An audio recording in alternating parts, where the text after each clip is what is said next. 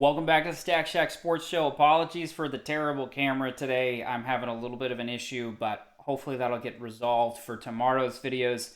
But today we're talking about the Super Bowl champion, Kansas City Chiefs, defending champions from last year. They've had some changeover, some new players, some big news as of a few minutes ago as I'm recording this here. But let's look at the key losses first. One of the big storylines at the end of last season, specifically in the playoff run, you'll see the PFF defense tied for 15th, offense 12th.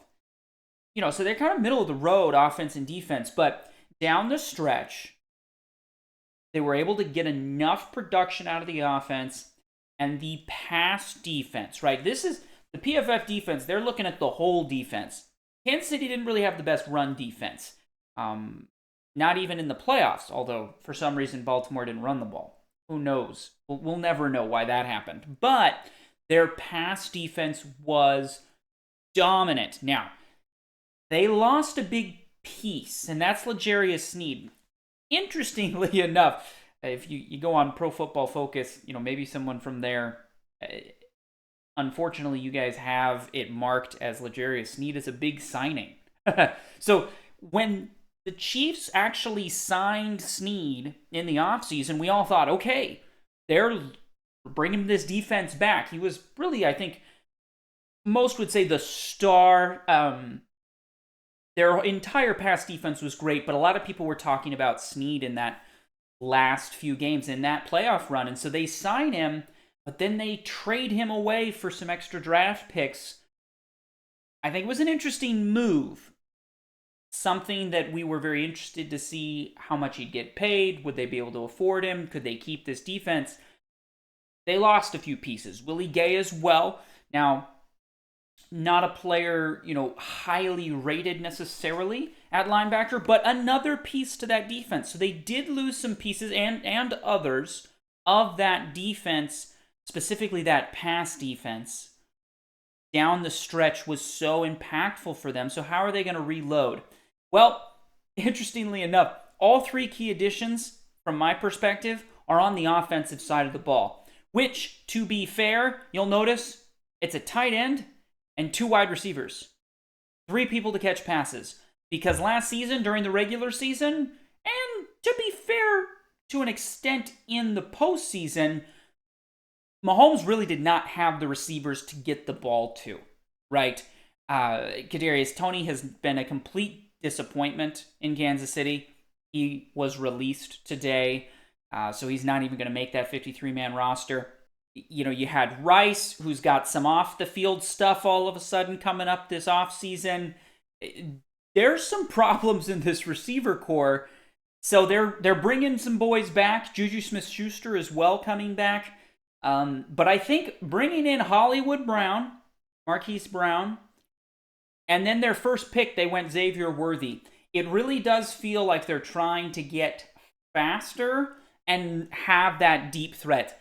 Their postseason run really, in my perspective, started to become the Patrick Mahomes is so good and Andy Reid can scheme up the plays that they were able to kind of protect the weakness that they really didn't have a deep threat. They used a lot of Kelce, heavy dose of Kelce in the playoffs.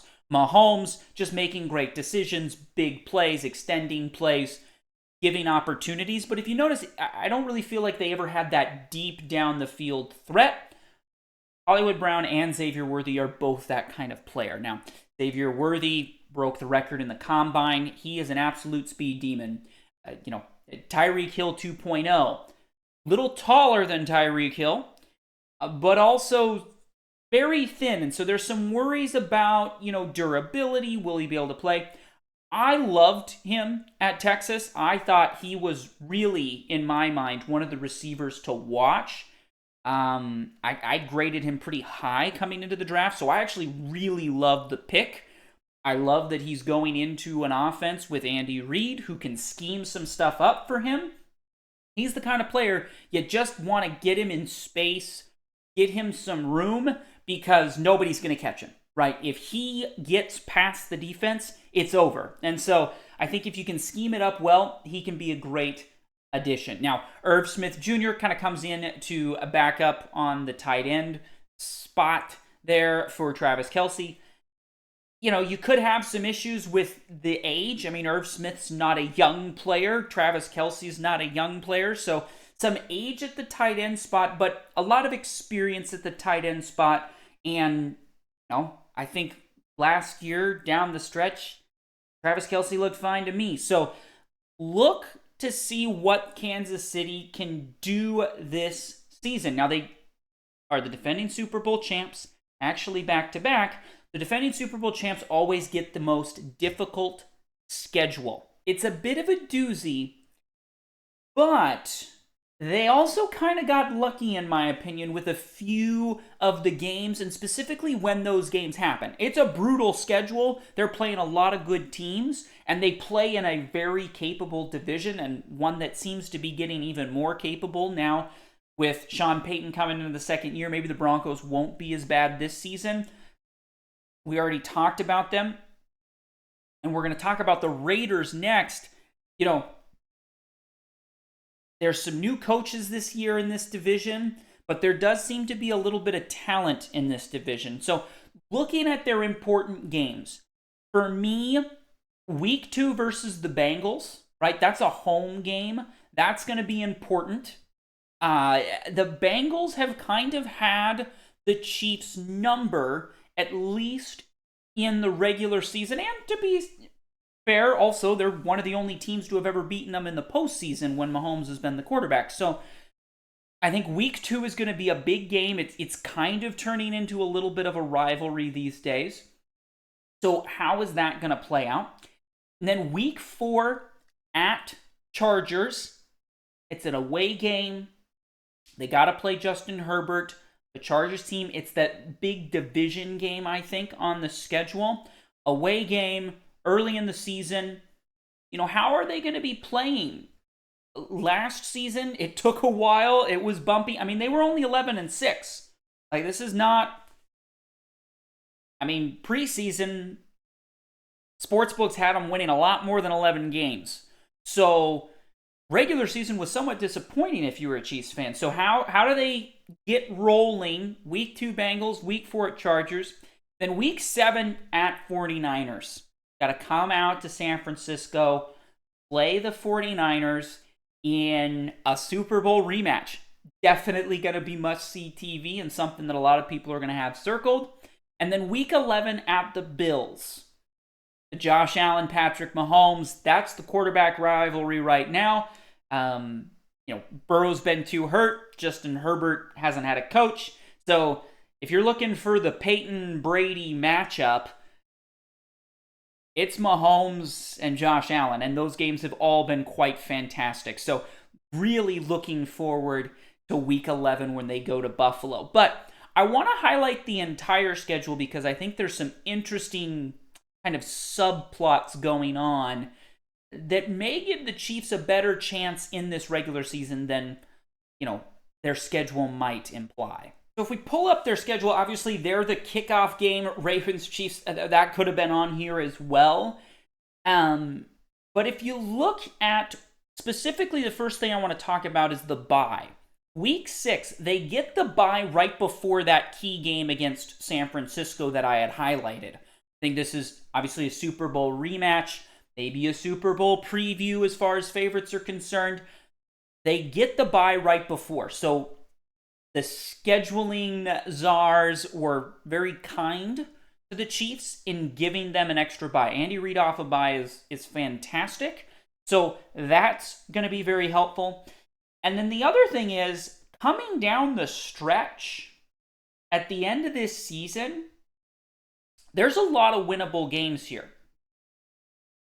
You know, early season is tough. Those first 2 weeks, Ravens, Bengals, but then they get the Falcons before they have to go at the Chargers. Falcons should be a winnable game for them. Now, you know, Kirk Cousins, the Falcons aren't going to be a bad team, but should be a winnable game before they have to go play the Chargers. Then they get the Saints, who are probably going to be terrible this year, a bye, and then San Francisco. Notice how this is playing out. A lot of the big games, there's a slightly easier one beforehand, and then looking down the stretch, I mean, let's be honest, after that 49ers game, the Bills, we'll see how the Broncos are. There's not a lot of tough games down the stretch. Texans will be difficult. We'll see, though. It's CJ Stroud's second year. Could there be a sophomore slump? This schedule doesn't look as bad as you might think when you look at the first few weeks, or you notice, oh, they got to play the Ravens, the Bengals, the Niners. It does matter when you play them. And if they're looking to build momentum towards the end of the season, after that 49ers game, after the bye, Raiders should be a W. Bucks could very well be a W. We will see, but Denver's playing a rookie quarterback. That could be a W. Buffalo's gonna be difficult. But then, I think if you're penciling in wins, Carolina feels good. Raiders feel good. Chargers, they get it home, right? They get the away game out early. They're probably on a roll here. That's a tough win for the Chargers to have any shot at. Then they got to go at Cleveland, but I've got some concerns about Cleveland. They just don't seem to have it all put together. So that's a possible win. Houston, Steelers don't know who their quarterback is. And then to end the season in Denver against a rookie quarterback, there are a lot of W's at the end of the season. The way the schedule played out, I think really benefits Kansas City being a team that has the hardest schedule in the NFL, being the previous Super Bowl champions. But because of how some of these other things worked out, the order of games matters, and I think they lucked out big time on that order. So let me know in the comments down below, Chiefs fans, is it a three-peat? Is Patrick Mahomes, Michael Jordan coming out here with these three-peats? We might be in store for it. I think there's a lot of W's towards the end of the season. I think that getting the bye before San Francisco was massive. Maybe a little unfortunate you got to play the Bengals early, but you get the Bengals at home, right? You get the Ravens at home. So overall, I think it really played out well if you're a Chiefs fan. You know, the toughest games are at home or they're right after a bye, and you got a lot of games to build some momentum at the end of the season. So let me know in the comments down below what you think, and we'll see you next time.